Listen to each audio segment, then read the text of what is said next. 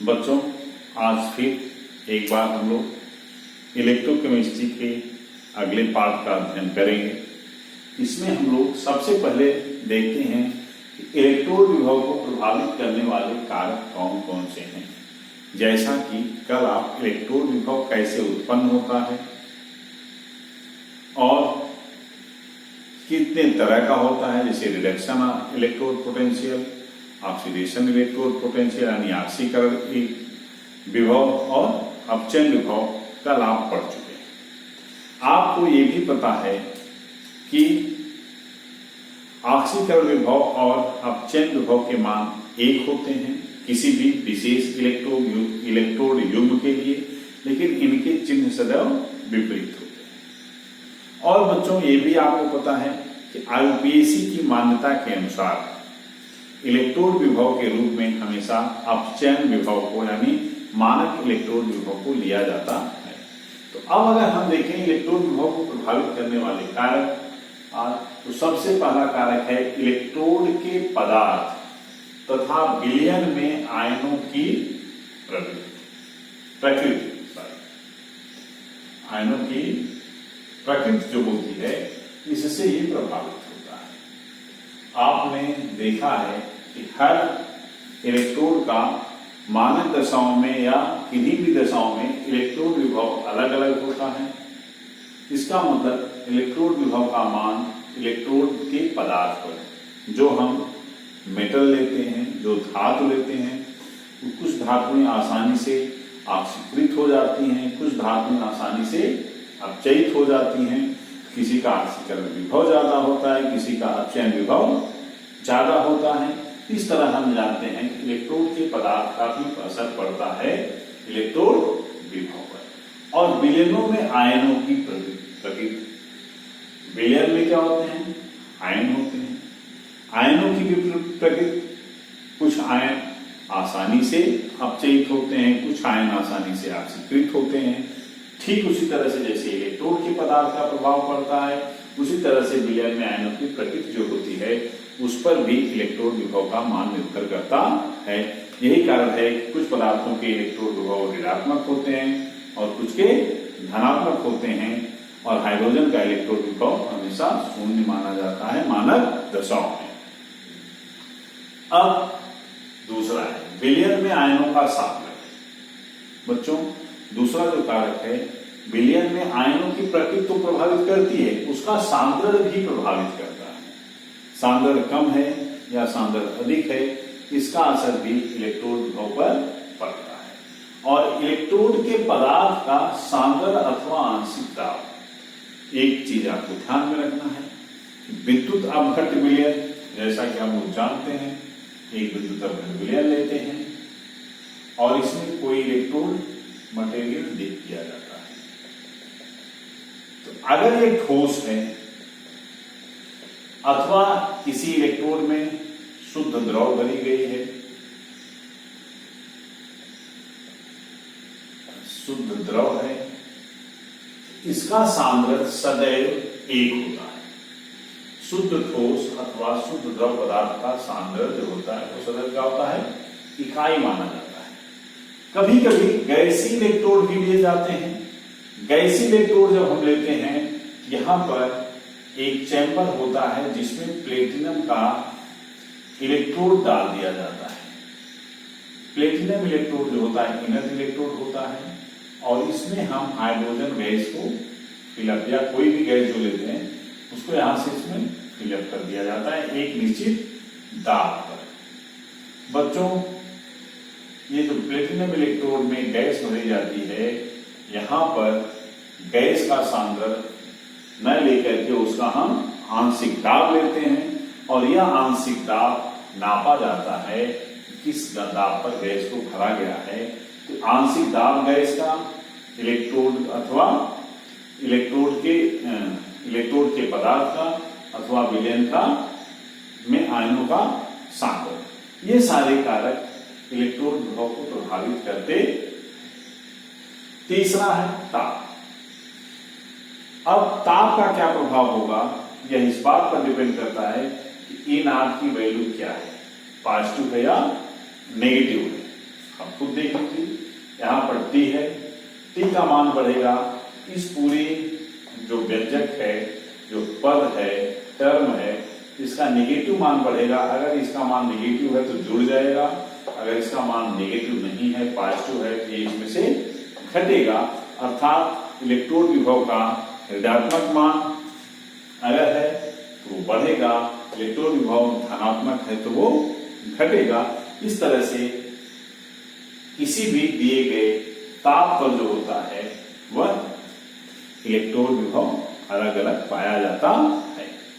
अब इन तीनों कारकों को एक साथ एक इक्वेशन में, सबसे पहले एक साइंटिस्ट नर्स ने एक इक्वेशन दिया जिसका प्रूव करना या जिसे सिद्ध करना आपके कोर्स में है नहीं। इनका ये फार्मूला नस्ट का आपको सीधे सीधे याद रखना है। तो नस्ट इक्वेशन या नस्ट समीकरण जो है उसमें मानक इलेक्ट्रोड विभव अगर ज्ञात है तभी इस समीकरण का प्रयोग हम कर सकते हैं। यानी मानक दशाओं में अगर इलेक्ट्रोड विभव दिया गया हो तो अन्य दशाओं में ताप, दाब और सांद्रण की अन्य परिस्थितियों में इलेक्ट्रोड विभव को ज्ञात किया जा सकता है नस्ट समीकरण का प्रयोग करके। लेकिन हमें मानक इलेक्ट्रोड विभव का मान ज्ञात होना चाहिए। अब क्वेश्चन ये है कि मानक इलेक्ट्रोड विभव हम कैसे ज्ञात करेंगे? ये हमेशा विद्युत रासायनिक श्रेणी में दिया हुआ होता है, इसे निर्धारित कर दिया गया है हाइड्रोजन इलेक्ट्रोड विभव के आधार पर इसको नाप करके। तो बच्चों इस तरह से हम देख रहे हैं कि किसी भी दी गई परिस्थिति में इलेक्ट्रोड विभव को नापने के लिए जो फार्मूला दिया गया है वह है EMN/m। इसका मतलब किसी दी गई परिस्थिति में जो इलेक्ट्रोड विभव होता है वो मानक इलेक्ट्रोड विभव minus 2.303 RT/NF log reduced state upon oxidised state के बराबर होता है। अब यहाँ पर जो टर्म प्रयुक्त हैं इन्हें आप देख लीजिए। ये हमने जैसा कि दिया है, दिए गए ताप, दाब और सांद्रण की परिस्थिति में इलेक्ट्रोड विभव है, E0 मानक दशाओं में है, R गैस कांस्टेंट है, गैस स्थिरांक है, इसको आप जानते हैं, T परम ताप है, N क्या है? N है रेडॉक्स अभिक्रिया में, रेडॉक्स अभिक्रिया में प्रयुक्त इलेक्ट्रॉनों की संख्या। जैसे कि N प्लस में N जो है वही यहां पर N है, कितने इलेक्ट्रॉनों का आदान प्रदान किसी रेडॉक्स प्रक्रिया में होता है। और F फैराडे संख्या है जिसका मान आप जानते हैं 96,500 कूलम के बराबर होता है। तो बच्चों इस तरह से नस्ट समीकरण का प्रयोग करके हम किसी दिए गए ताप, दाब और सांद्रण की परिस्थिति में इलेक्ट्रोड विभव को ज्ञात कर सकते हैं, जबकि हमें मानक इलेक्ट्रोड विभव ज्ञात है। अब हम देखेंगे एक दो एग्जांपल्स लेकर के किस तरह से इस समीकरण का प्रयोग हम करते हैं। जैसे हम देखते हैं एक zinc electrode,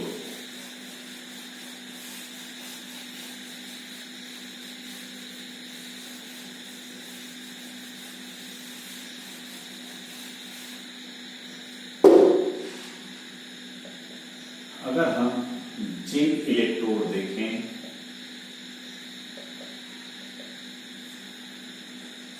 zinc sulphate, zinc chloride कोई एक सोल्यूशन होगा। मान लीजिए हम ZnSO4 ही लेते हैं, तो गिव आउट करता है Zn2 प्लस SO4 माइनस। ये एक्वस मीडिया में है और ये सॉलिड जब हम डिजॉल्व करते हैं तो इसमें डिजॉल्व होकर कंप्लीटली डिसोसिएट हो जाता है। इसमें जो हम एक जिंक राड डालते हैं, इलेक्ट्रोड डालते हैं, तो जैसा कि आपको पहले बताया जा चुका है, इस पर जो रिएक्शन होगा वो दो तरह का हो सकता है। एक हम जो देखते हैं Zn2 प्लस 2 इलेक्ट्रॉन लेकर के जिंक बना। दूसरा, जिंक 2 इलेक्ट्रॉन लूज करे, लेकिन हमेशा हम इलेक्ट्रोड विभव जब लेते हैं अपचयन विभव लेते हैं, इसलिए हम अपचयन की अभिक्रिया की इस पर लिखेंगे। इस रिएक्शन के लिए अगर हम स्टैंडर्ड इलेक्ट्रोड हमें पता हो, स्टैंडर्ड इलेक्ट्रोड पोटेंशियल हमें पता हो, अर्थात हमें E0 Zn2 प्लस Zn की वैल्यू अगर नोन हो, ज्ञात हो, तो हम किसी भी दिए गए ताप पर E Zn2 प्लस Zn की वैल्यू ज्ञात कर सकते हैं। कैसे ज्ञात करेंगे? इस वैल्यू को पहले हम लिख लेते हैं, E0 Zn2 plus Zn minus 2.303 R T दिया रहेगा आपको अपान N। N की वैल्यू यहां पर क्या है? कितने इलेक्ट्रॉन यूज है? 2। N की वैल्यू कितनी हो जाएगी? 2 होगी। यहां पर हम लिखेंगे 2F। F की जगह पे आप लिख सकते हो 96,500 कूलम। अभी हम F ही लिखते हैं, F log रिड्यूस्ड स्टेट और ऑक्सीडाइज्ड स्टेट। जैसा कि मैंने पिछले लेक्चर में बहुत क्लियर कट आपको बताया था, जो लेफ्ट साइड में होता है वो ऑक्सीडाइज्ड स्टेट है, यही रिड्यूस होकर के रिड्यूस्ड स्टेट में कन्वर्ट हो जाती है। इसका मतलब रिड्यूस्ड स्टेट क्या है? Zn है। इसका कंसंट्रेशन हम ले लेंगे अपान Zn2 प्लस का कंसंट्रेशन हम लेंगे। बच्चों, अगर हम थोड़ा सा इसको और देखें, हो जाएगा Zn2 प्लस Zn माइनस, यहां पर एक चीज जो ध्यान रखना है वो ये है कि R की वैल्यू होती है 8.314 जूल।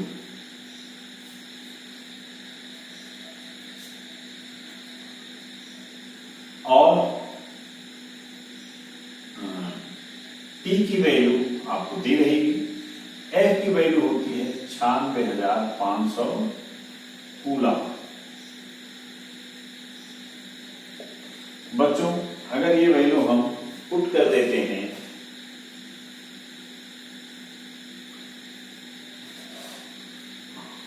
जूल पर केल्विन पर मोल, 8.314 जूल पर केल्विन पर मोल होता है, और F की वैल्यू 96,500 कूलम है। अगर ये वैल्यूज हम यहां पर पुट कर दें, यानी R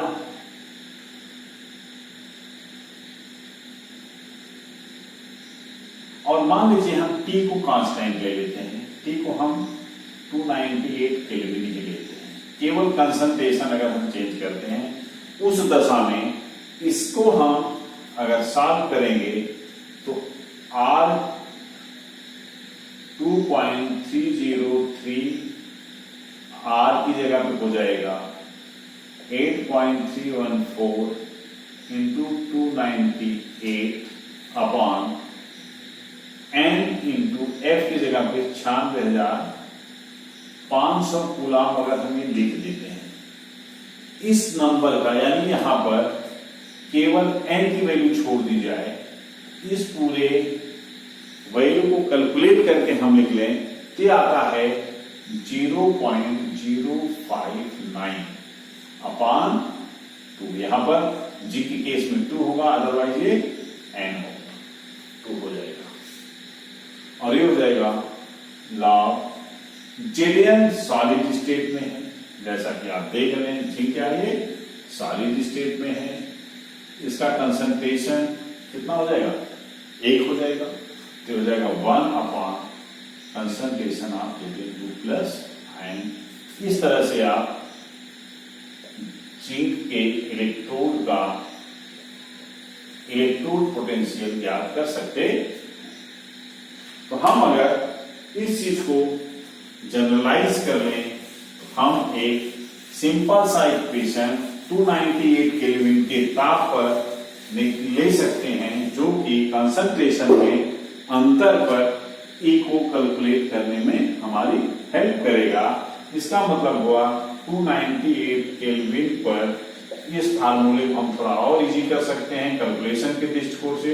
ये हो जाएगा E Mn plus oblique M is equal to E naught mn plus oblique m minus 0.059 upon f log reduced state का concentration upon concentration of oxidised state. इस तरह से हम लोग इलेक्ट्रोड पोटेंशियल को कैलकुलेट कर सकते हैं। अब बच्चों मान लो हम एक सिंपल सा इलेक्ट्रोड लेते हैं, Br2 liquid plus 2 electron gives out 2Br minus aqueous medium में ये होता है।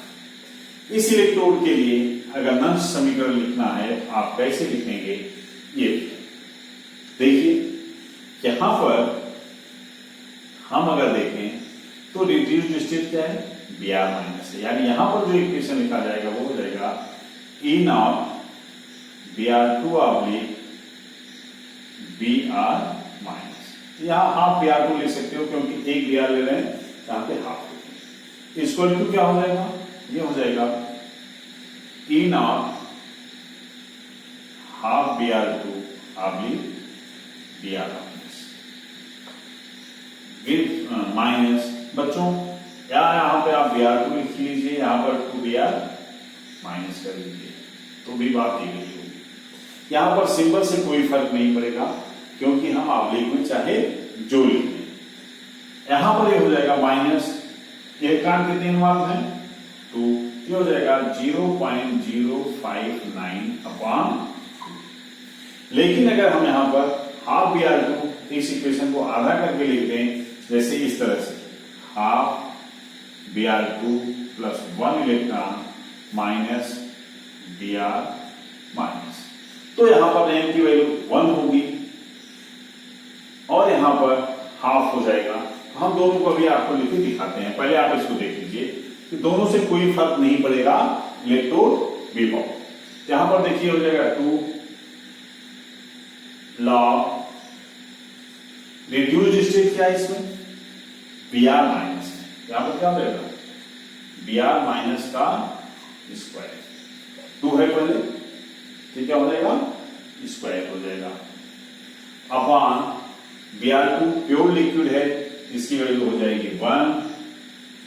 Br2 का कंसंट्रेशन इकाई ले लेंगे हम, हमें ये इक्वेशन मिल जाता है। लेकिन अगर इस इक्वेशन को हम थोड़ा सा और मॉडिफाई कर दें तो हो जाएगा E naught Br2 upon oblique Br minus minus 0.059 upon 2 log Br minus का होल स्क्वायर। और इसको अगर आप इधर लाएंगे, देखिए Br2 की वैल्यू क्या हो जाएगी, 1 हो जाएगी क्योंकि ये प्योर लिक्विड है। अब 2 को इधर लाएंगे लॉग पर, तो हो जाएगा E naught Br2 oblique Br minus minus 0.059 upon 2। ये लॉग से पहले बता, जब भी किसी संख्या का लॉग में स्क्वायर होता है तो वो लॉग से पहले आ जाता है, मल्टीप्लाई होता है, 2 लॉग Br माइनस हो जाएगा, 2 से कैंसिल हुआ और नेट वैल्यू जो आई वो आ गई E naught Br2 oblique Br minus equal to हुआ, sorry E Br2 oblique Br minus equal to हुआ E naught Br2 oblique Br minus minus 0.059 upon 1, यार ये 2 से कैंसिल हो गया तो ये हो जाएगा लॉग Br माइनस। बच्चों इस तरह से हम अगर देखें हमें ये फार्मूला मिला। अब मैंने अभी कहा था अगर इस इक्वेशन को हम थोड़ा सा मॉडिफाई कर दें तो भी यही हमें आंसर आएगा। कैसे आएगा आप देखिए, इस इक्वेशन को हम चेंज कर देते हैं। अगर इस इक्वेशन को हम चेंज करते हैं तो नेट इक्वेशन क्या बन सकता है, जैसे Br2 की जगह हम हाफ Br2 ले लें प्लस 1 इलेक्ट्रॉन गिव्स आउट हो जाएगा Br माइनस एक्वस सॉल्यूशन। तो यहां पर इस इक्वेशन को अगर आप बनाएंगे तो हो जाएगा E नॉट Br2 आप भी Br माइनस हाफ Br2 भी आप ले सकते हैं equal to E not Br2 आप भी Br माइनस 0.059 अपान। अब यहां पर n की वैल्यू क्या है 1, यही हम लिखेंगे 1 एंड Br माइनस का कंसंट्रेशन अपान Br2 पावर हाफ। यहां पर ये हो जाएगा देखिए E not Br2 oblique Br minus 0.059 अपान 1, इसको आप स्किप कर सकते हैं Br माइनस। यहां पर Br2 का पावर हाफ जरूर है लेकिन Br2 का कंसंट्रेशन एक प्योर है 1 होता है, 1 का कोई भी पावर हो तो उसकी वैल्यू 1 ही रहेगी। हम देखते हैं कि नेट वैल्यू में कोई चेंज नहीं आता है। E Br2 oblique Br minus की वैल्यू इक्वेशन चेंज करने से चेंज नहीं होती है।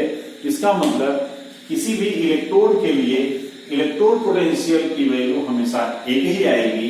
इक्वेशन को आप चाहे जैसे मॉडिफाई करके लिख दें, इसका प्रभाव इलेक्ट्रोड पोटेंशियल पर नहीं पड़ता है। अब बेटा हम लोग सेल पोटेंशियल देखेंगे। सेल पोटेंशियल किसे कहते हैं?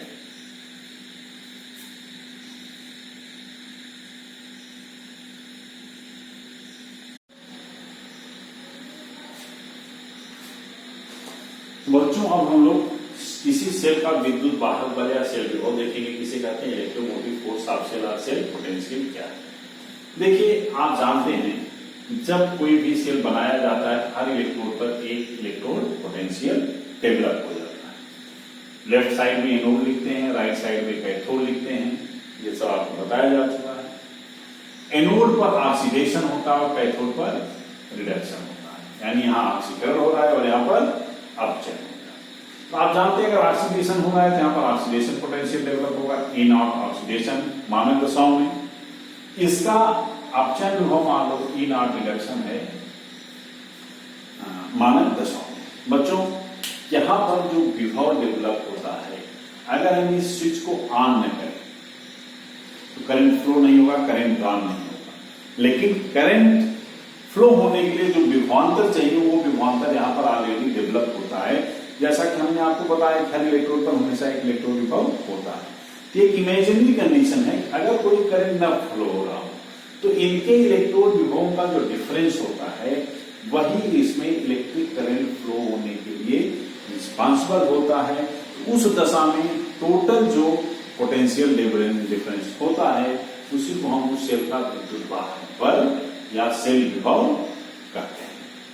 यानी जो पोटेंशियल डिफरेंस स्विच ऑन करने से पहले इनमें है, करंट फ्लो होने से पहले इसमें हो सकता है, उसी को हम इसका इलेक्ट्रोड पोटेंशियल कहते हैं। अब यहाँ पे आप देख रहे हैं कि ऑक्सीकरण हो रहा है और यहाँ पर अपचयन हो रहा है। यहाँ पे अगर हम E नॉट सेल देखें वास्तव में इक्वल टू हो जाएगा E naught oxidation at anode plus E not reduction eight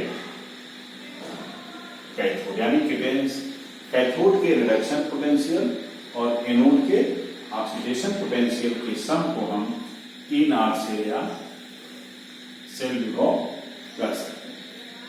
अगर इसको हम देखें ध्यान से तो जो इलेक्ट्रोकेमिकल सीरीज में वैल्यूज दी जाती हैं वहां पर ऑक्सीडेशन पोटेंशियल नहीं दिया, हमें दोनों का रिडक्शन पोटेंशियल ही ज्ञात है। अगर हमें रिडक्शन पोटेंशियल ज्ञात है हमें कर सकते हैं कि for anode E naught oxidation of anode will be equal to minus E naught reduction of an, ये वैल्यू माइनस हो जाएगी, E naught same equal to हो जाएगा E naught minus E naught reduction of anode plus E naught reduction of cathode. चूंकि दोनों का reduction potential है, reduction शब्द हम यहां से हटा सकते हैं, रिसीव कर दें और कैथोड को पहले लिख लें, हो जाएगा E naught self equal to E naught cathode minus E naught anode. बच्चों इस तरह से हम लोग ई नॉट सेल प्राप्त कर सकते हैं किसी भी सेल का। आगे नेक्स्ट इक्वेशन कैसे इसे अप्लाई करेंगे हम लोग नेक्स्ट टर्म पे देखेंगे। तब तक के लिए धन्यवाद।